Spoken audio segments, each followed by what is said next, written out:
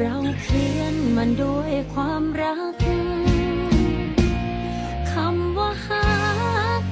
อย่าให้ไผมาลบหักเฮาผู้สาวไผอายว่าเฮาสู้กันมาเท่าใด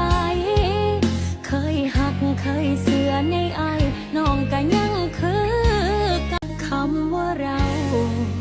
เราเขียนมันด้วยความรัก